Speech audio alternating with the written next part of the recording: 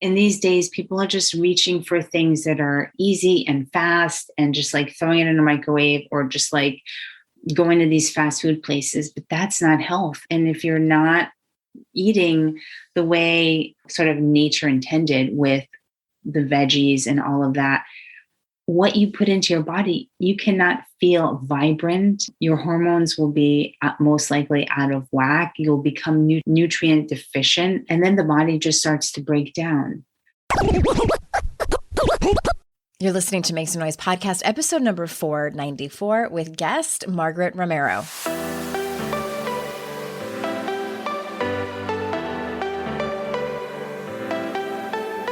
Welcome to Make Some Noise podcast, your guide for strategies, tools, and insight to empower yourself. I'm your host, Andrea Owen, global speaker, entrepreneur, life coach since 2007, and author of 3 books that have been translated into 18 languages and are available in 22 countries.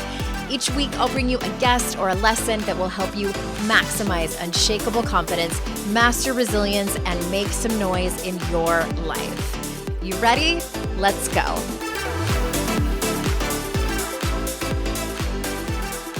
Hey everyone, welcome to another episode of the Women's Health Theme on the podcast. We're chugging along here. I have just been ecstatic to bring you these guests that we've had over the last several weeks. I want to return to this theme next year with a little spin on it. More about that later. But before we get into the episode, hey, coming up on December 15th, hey, in case you weren't listening, on December 15th, 2022, at 1 p.m. Eastern time, that's 10 a.m. Pacific time. I don't know what time that is in England or Australia or any other place in Europe or any other place on the globe. You'll have to look it up on a time zone thing. We are doing an AMA Zoom call. That's Ask Me Anything. And I'm excited because we're going to record it and put it out as a podcast. Super fun. Emily is going to join me. Emily's been here with me for 10 years, so more on that later when I introduce her on the call. And literally ask me anything. You can come and ask me about my skincare routine. You can come and ask for specific advice about something.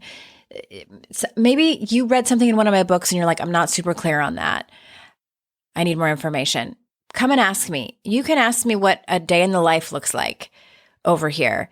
I cannot promise I will answer every single very personal, private thing, but I probably will. And I can't promise I'm going to know the answer to anything, but I'm always really honest if I don't know. I'm not going to make shit up. Also, that is going to be part of the celebration for the re-release of How to Stop Feeling Like Shit. I'm also going to be giving away a personalized signed copy of the book to someone who comes live on the call. It is a Zoom call. You don't have to come on video if you don't want to. And if you cannot make it live, but you have a question for me, I would love for you to email us and let me know what the question is. Just support at andreaowen.com. You can ask your question, but I would love for as many people as possible to be there live, even if you're like on your lunch break or at work or whatever, and just have to kind of listen in on mute and off video or whatever. And I'm excited. You might get to hear your voice on the podcast, or if you can't make it, or if you want to just type your question to the chat on Zoom when you're there, you might hear your question. And I'm excited to get to connect with you. That's the thing that I'm the most pumped about, is getting to connect with you guys. That is December 15th. It's a Thursday at 1 o'clock Eastern time. And that being said, let's get into the guest today. As per usual, I haven't been saying this on every podcast episode. I'm sorry. The guests that I bring on, this is their area of expertise. I have no affiliation with them unless I specifically tell you. And as always, take everything with a grain of salt. Do your own research and due diligence. And I think that's about it. So Margaret's been here before. Margaret has a special place in my heart because she'd been on before, so I knew her, and I was messaging with her about my physical health stuff I was having a while back. And she was really the one who was like, you need to keep persisting about this. Something isn't right. And I did keep persisting, and I did finally get to a diagnosis for myself, which I'm well on my way to healing, hopefully, fingers crossed. So for those of you that are new to her, let me tell you a little bit about our guest. Margaret A. Romero is a Columbia-trained board-certified nurse practitioner. She utilizes functional medicine to treat chronic illness, hormone imbalances, and autoimmune conditions. She has been a clinical instructor and taught functional/integrative medicine at Columbia University. She is the host of the Sacred Medicine podcast and author of From Flair to Fabulous, 25 Things You Must Do to Avoid Your Next Lupus Flare. So without further ado, here is Margaret. Margaret, thank you so much for being on the show. I'm so glad you're here. Thank you so much. I'm so happy to be connecting with you this morning. Yeah, we've talked a few times before. I've been on your show, and I've private messaged you about like my own health stuff. So I was like, okay, I need to just get you on the show so we can talk about it publicly, because you specialize in women's health, and my audience, the vast majority of them are women.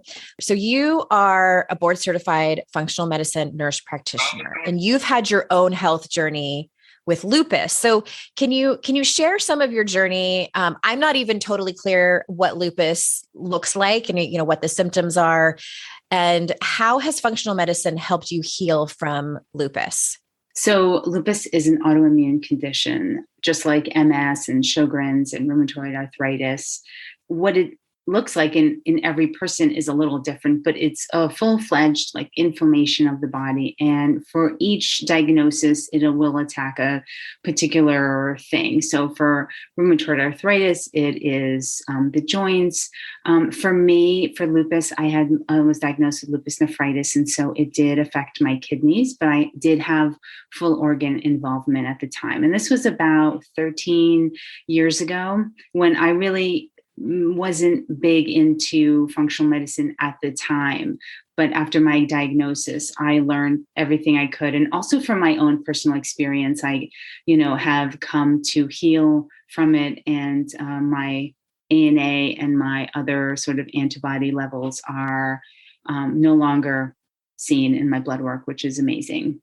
Wow. Okay. So I didn't know it had been that long. I thought it was more recent. You and I were chatting before we started recording, and you had a podcast episode that came out where you talked about the two medicines that traditional doctors give to women and you said, these are your words, not mine, that two meds to shut women up. So like they don't feel well, they go to the doctor, all their labs come back relatively normal. So they're prescribed what? The two meds are birth control pills and antidepressants when they don't need it. This is, when they don't need it. I'm not saying that there aren't mental health issues that require antidepressants, but when a woman is like, there's something up, there's something wrong, I just don't feel right. Do you know how many times I've heard women say this? And then they'll do really basic blood work that shows literally nothing. And it shows nothing.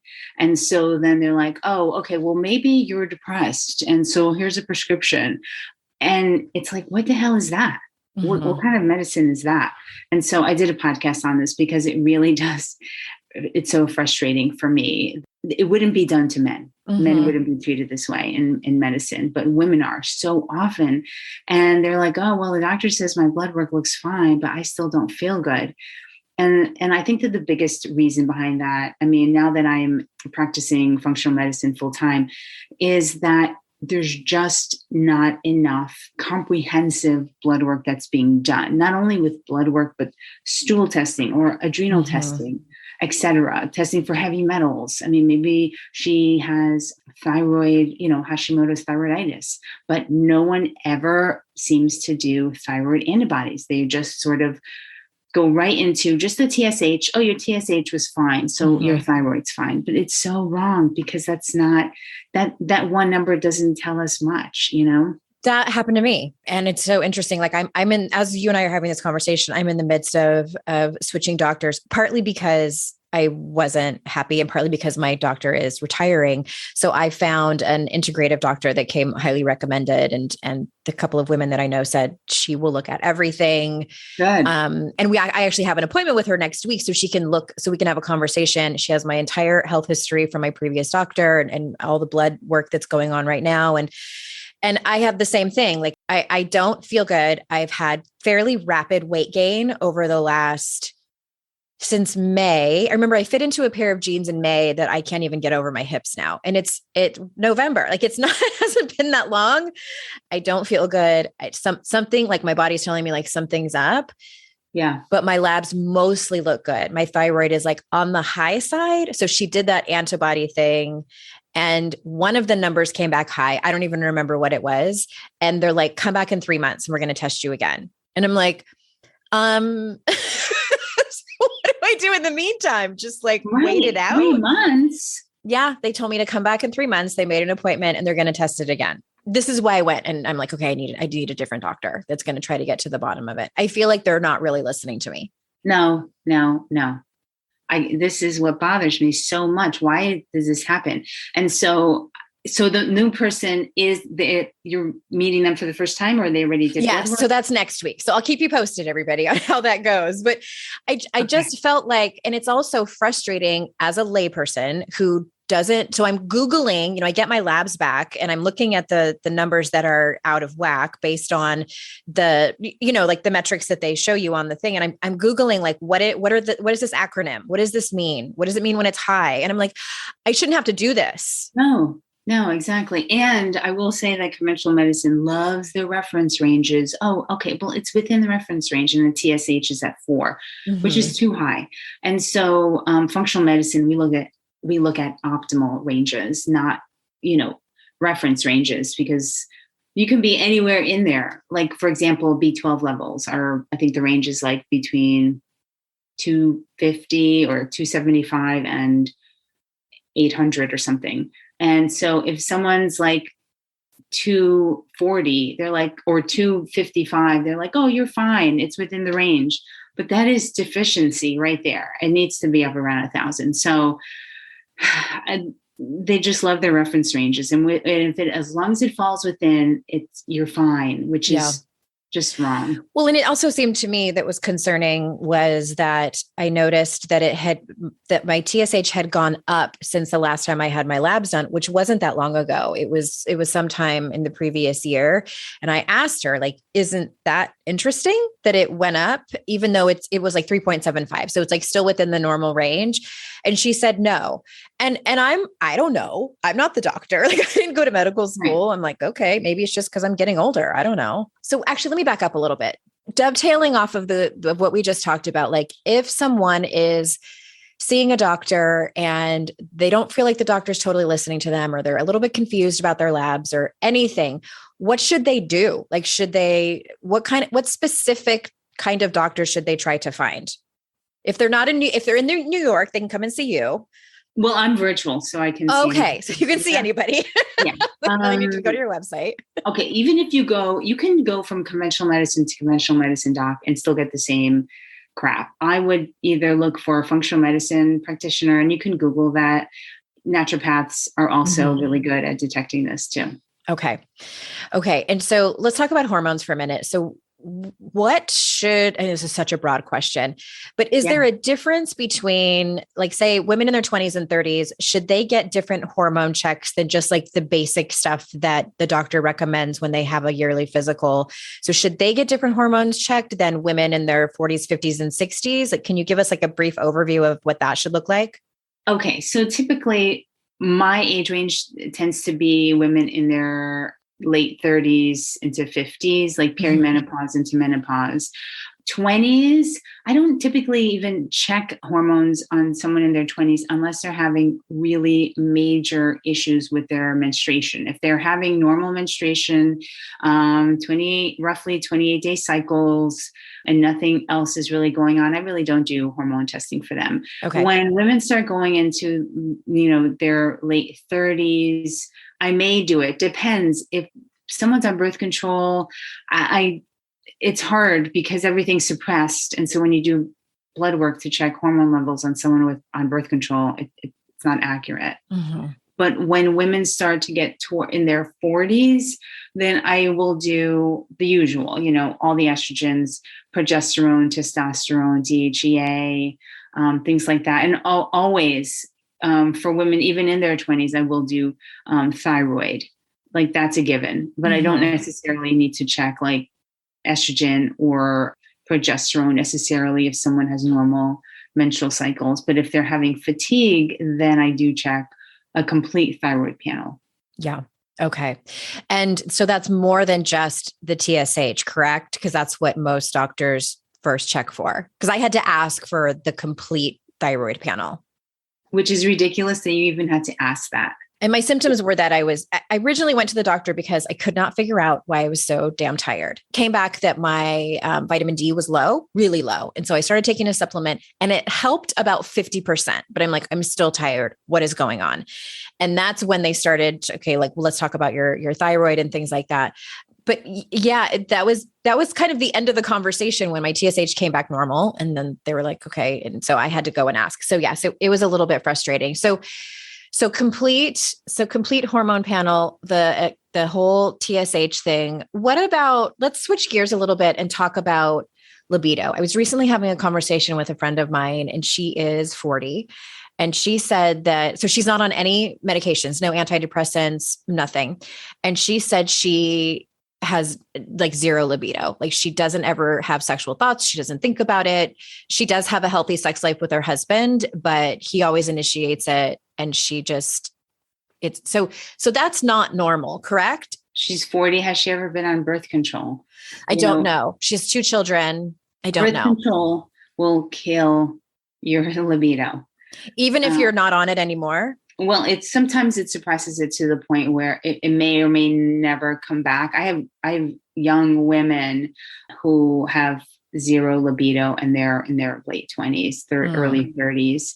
It's really sad to see that. And a lot of them have been on birth control since they were like 15 or 16 years old. I was on it for 16 years from the time I was 16 until I was 32. Yeah. I mean, it does. Yeah, that is a long time, but that's a norm, Yeah. Some women have, that's pretty normal. Mm-hmm. So what was your question about libido? Well, I hear that from a lot of women, I feel like it's probably common, but not normal. So is it normal for a woman in her 40s or even 50s to have no libido at all? No, Okay. Women should be having still a very active, normal with libido sex into their sex life into their 70s. And so I would ask a couple of questions here. I would check her testosterone levels. If those are low, I look at her adrenals. I look at stressors. I would actually check all of her hormones to see what's going on there. And if everything looks suppressed, then I would look at her adrenals and fix that. I would also talk about trauma and see if there's been any trauma in her life, in her youth, as a child. And that's a few approaches that I would take when it comes to low libido. I see this so much. It's crazy how many women just do not want to have sex. And sometimes if it's a low testosterone, sometimes I will certainly put women on testosterone, a little bit of it, just to see if that helps. There's also sort of clitoral creams as well to sort of enhance sensation.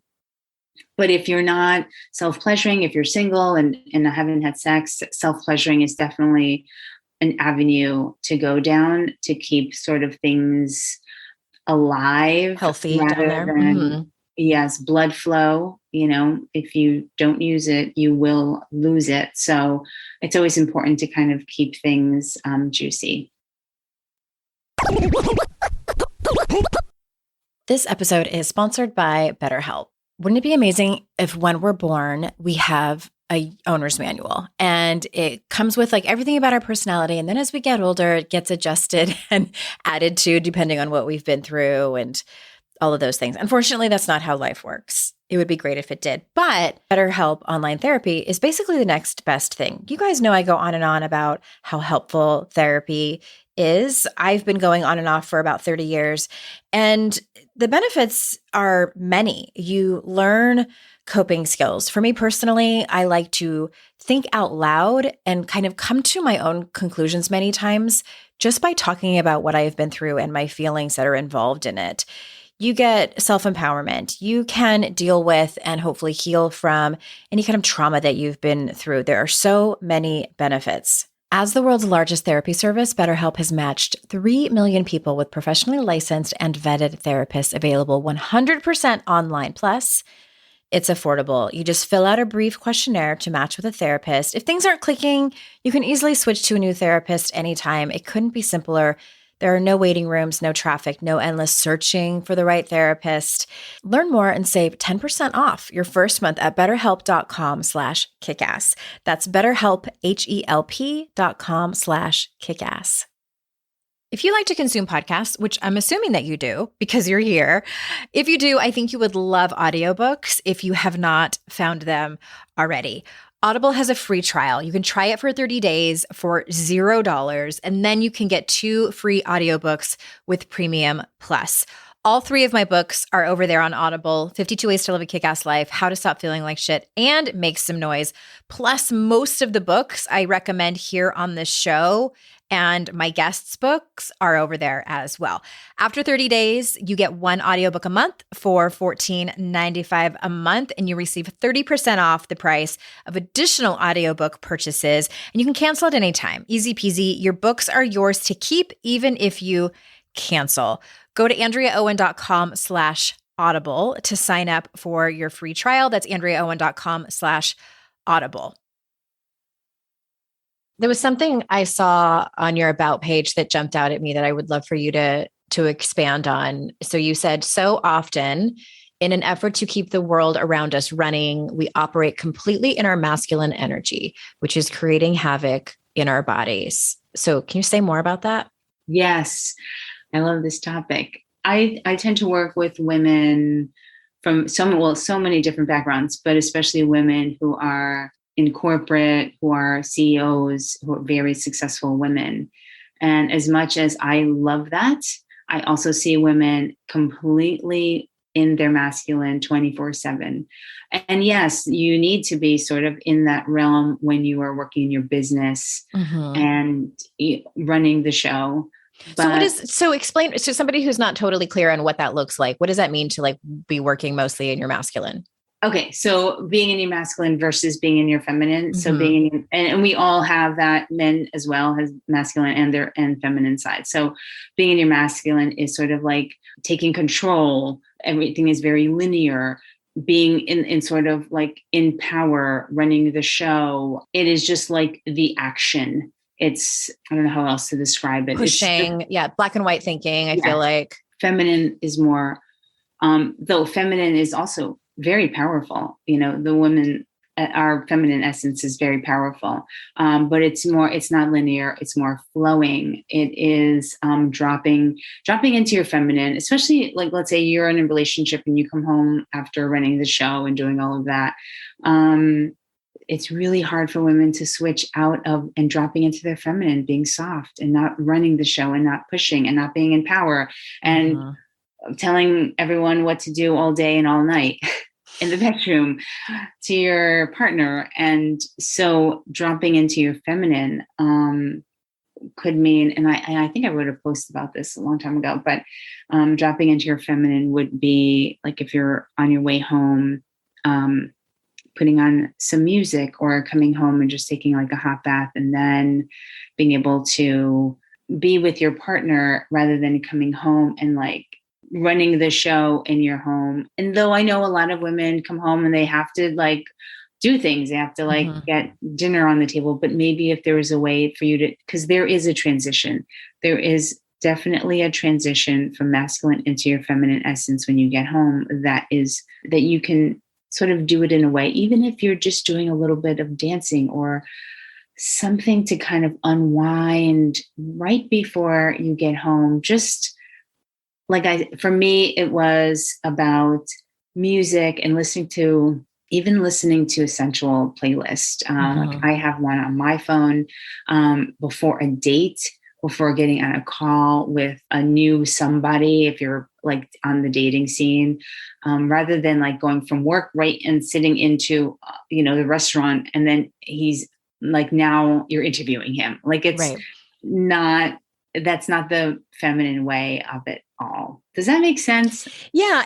The way that I think of feminine energy, and this is probably because my own experience struggles in this way, is to me, feminine energy has a lot to do with allowing instead of trying to control and push and, make all the decisions that are the right decisions. And you know what I mean? Like, it's just, masculine can be anxiety inducing for me personally, but feminine allows more of a surrendering and an acceptance, not to the point where I become a doormat and just like, la, la, la, la, la, like whatever happens, like not so far that direction. But it's just sort of like, I'll give an easy example, traffic. And, when all of a sudden traffic comes to a standstill, the former me used to be so stressed out about it. Like, oh my God, how am I going to get there? And now I'm like, I'll get there when we get there. There's nothing I can do about it. It's so much easier to look at things that way. Same with like airplane delays, like flight delays, like, well, what are you going to do about it? Yes, definitely. There's just a different vibe and a different feel to it. And I think we come home after running the show in this amped up, powerful mode. And then we're sort of exuding that when we get home, when everyone's just like, what is going on? And I'm not saying that being feminine is not powerful, because I am a force to be reckoned with. I think we talked about this a little bit about being powerful as women, because I think being feminine does not mean that you're weak at all. But I think that, especially when it comes to relationships, I think, oh God, does a man, I'm speaking because I date men. So just speaking from my own experience, a man they love when my past partners at least love when I'm in my feminine, and that just, that essence, do you know what I'm saying? Like that, just like softness, like that's sensual. And I'm not saying you have to walk around and, in your gauzy negligee. Right. Because I can be very sensual and wear just a pair of sweatpants and a sweatshirt. It doesn't have to be what I'm wearing. It's what I'm actually, how I am is enticing and has been enticing to my past partners. And so dropping into the feminine, after a while, after doing it for so many years, it just becomes part of who I am. I should just have a class about it, You could. Yeah. And I can hear the wheels turning over there.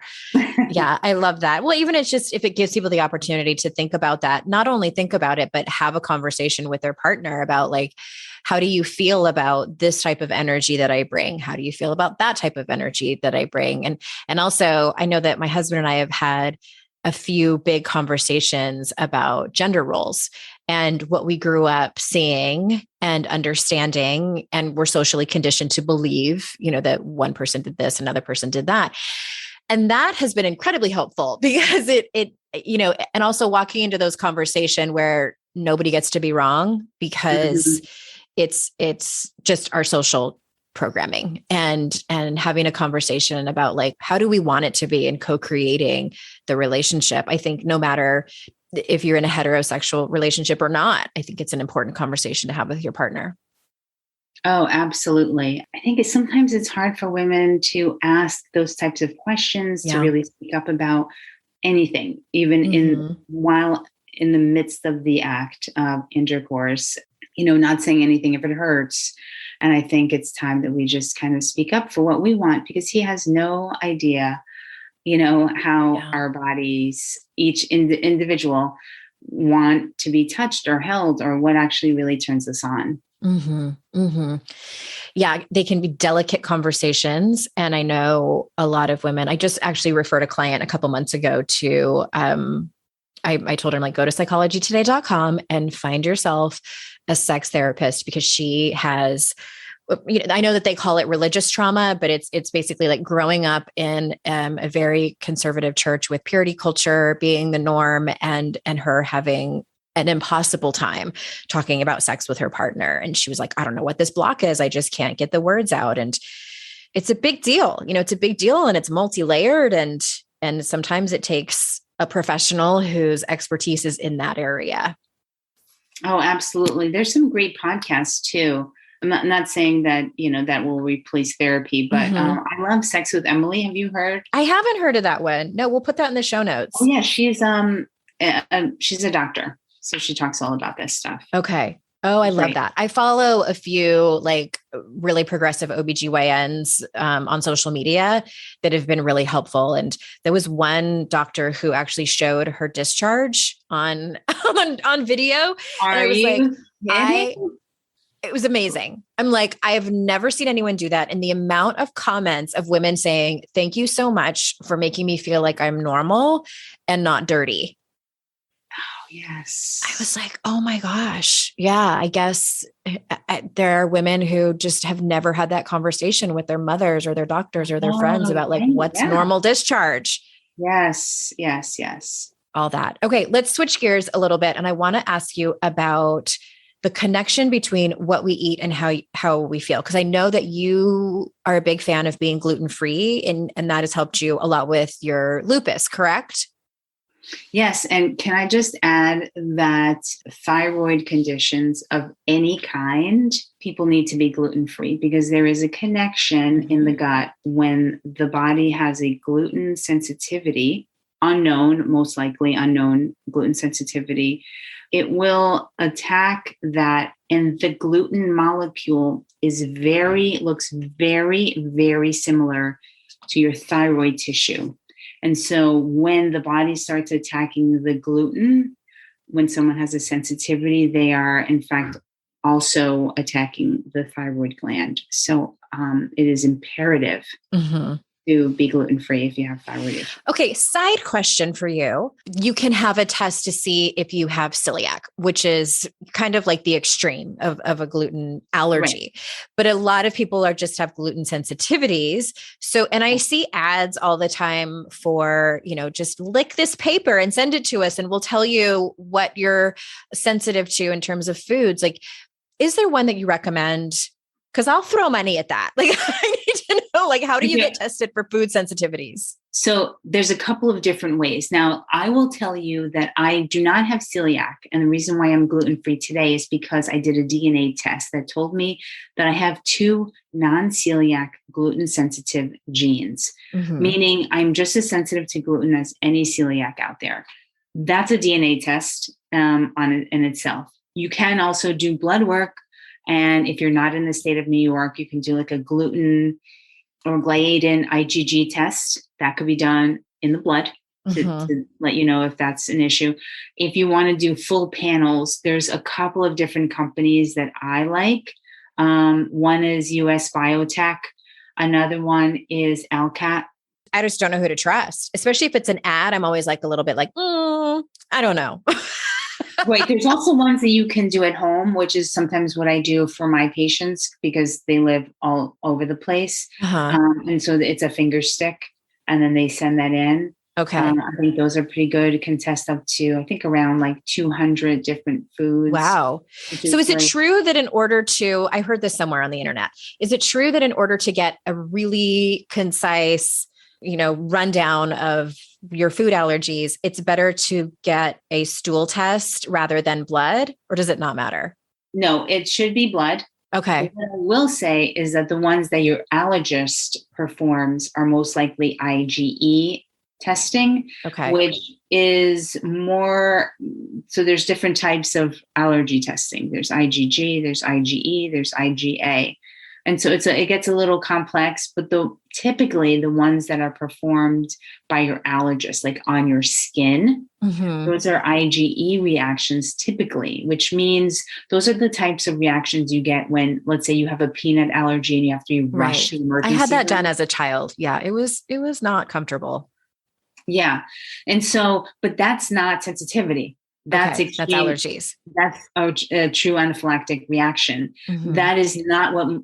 Yes, that's good to have if something happened and you ate somewhere and then you ended up in the ER. Yes, then get that. But if you're like, the next day I just don't feel good, or the next morning after I ate whatever it was, I'm just not feeling good. So that is more of food sensitivities, and that's where blood work over the stool testing I leave for more checking for parasites or H. pylori, worms, things like that. Though that will tell me if gluten has been affecting you and has been causing inflammation. Okay. Okay. Interesting. Yeah. Because like, this is almost embarrassing to admit, but I'm the kind of person who I have been bloated for like, honestly, as long as I can remember since, like puberty, really. And I noticed that my daughter, she's 12 now. She has the exact same like physical body type as me, same posture and everything. And she is also bloated. And I'm like, something's going on with food. And, but I, again, so embarrassing. I want to see it on paper. Like, tell me exactly what it is. And then I will move mountains to cut whatever it is out of my diet. But if someone tells me like, it might be, I'm like, I'm going to eat the freaking bread. Like, it's just Right. because it doesn't hurt. Like it's just uncomfortable in terms of like my clothes being tight. Bloating for me, which is such a common symptom, is a sign of obviously gut issues. Mm-hmm. And so I'm not surprised that there is a thyroid problem as well. There's a connection there, which I'm sure no conventional person has yet to make that connection, but it does exist for sure.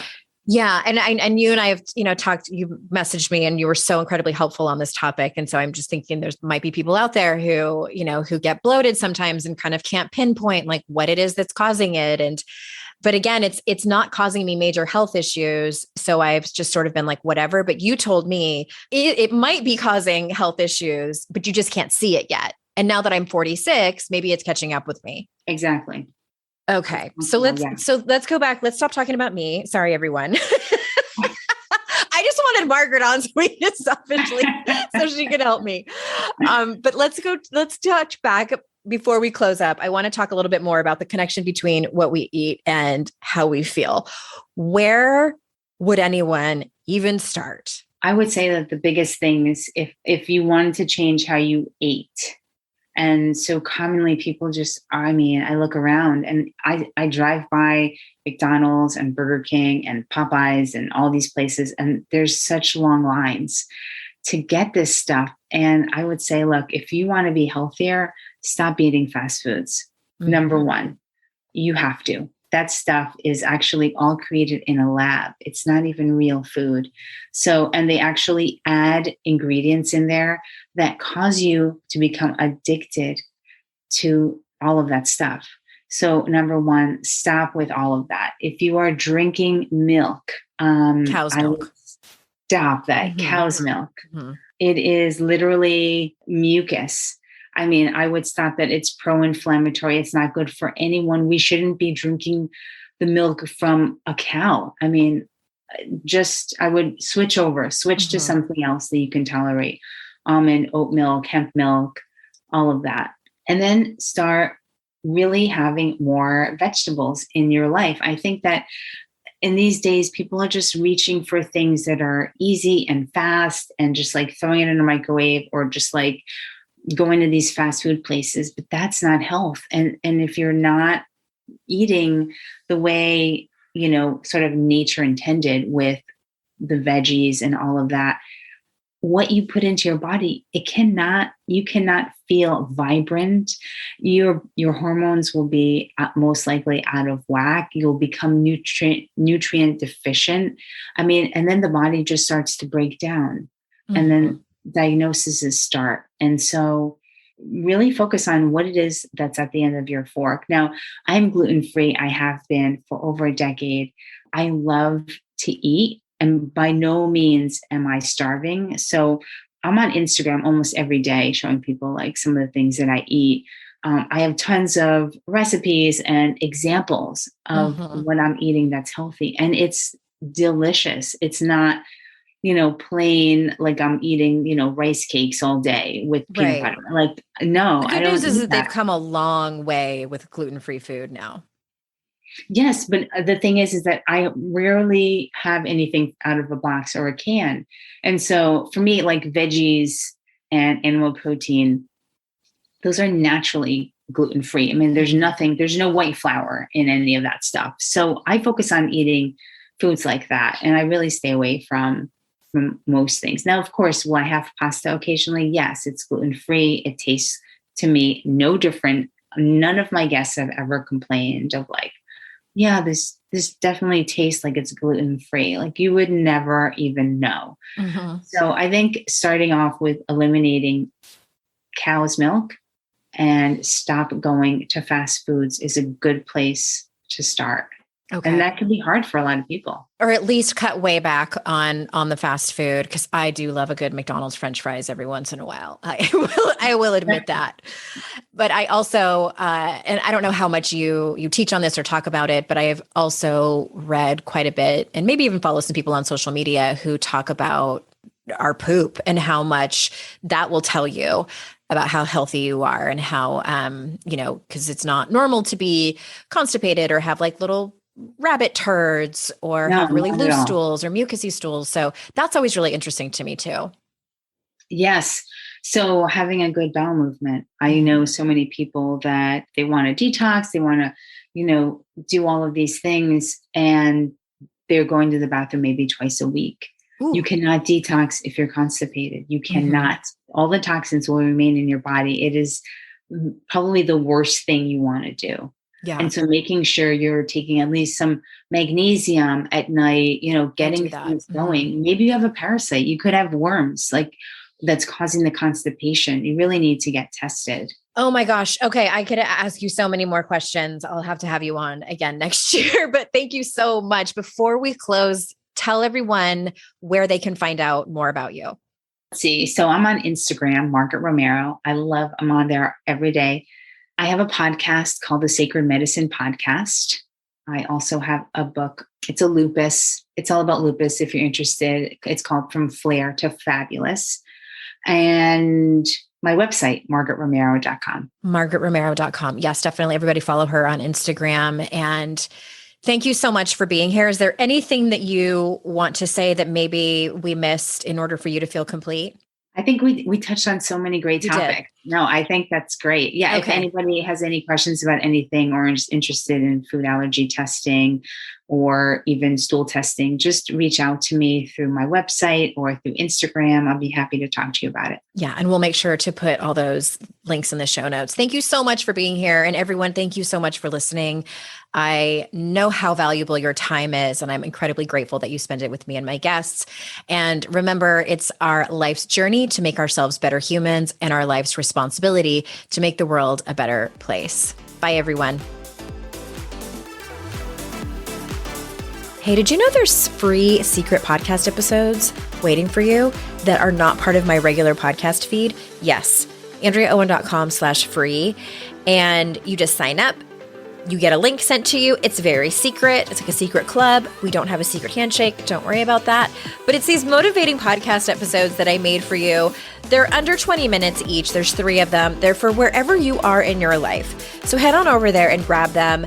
They range from really supporting you and seeing you where you are and being compassionate, all the way to giving you a giant kick in your ass and telling you how amazing and gorgeous and phenomenal you are. So AndreaOwen.com/free and get your hands on that free podcast feed.